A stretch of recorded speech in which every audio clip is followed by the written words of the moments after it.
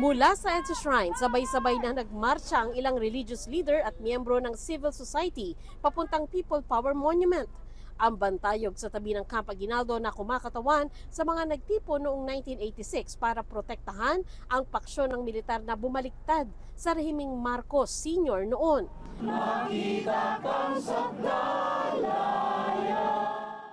Dahil bawal magrally sa mismong People Power Monument, nagtipon ang iba't ibang grupo sa White Plains Avenue para sa main program.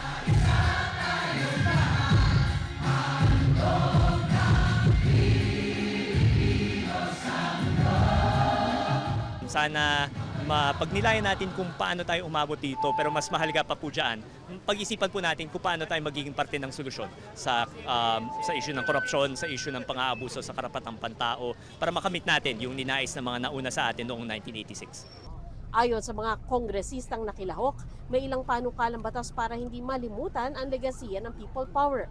Kami po sa Akbayan ay nag-file ng isang panukala na gawing special non-working holiday ang EDSA. At gawin din na magkaroon tayo ng mga paraan para malaman ng lahat, lalong-lalo ng kabataan Pilipino, kung ano yung tunay na nangyari noong panahon ng batas militar, lalong-lalo na noong EDSA Revolution. Isaan nila sa bubuhay sa diwa ng People Power ay kung merong mapaparusahan sa mga naglustay sa kaban ng bayan.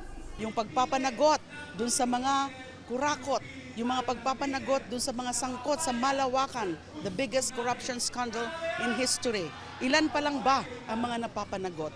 Matatandaang pinatalsik sa pwesto si Pangulong Ferdinand Marcos Sr. ng People Power 40 taon na ang nakalilipas. Kaya sa paggunita sa anibersaryo ng Bloodless Revolution, muling nilinaw ng ilang nagsidalo na hindi sila makikipag-alyansa kay Marcos Jr. Ako tutol na tutol po, both dahil korupsyon yung pinag-usapan natin ngayon at mukhang malinaw na nga na si President Marcos Jr. ay namumuno sa pinaka-corrupt na administrasyon pagkatapos ng kanyang ama.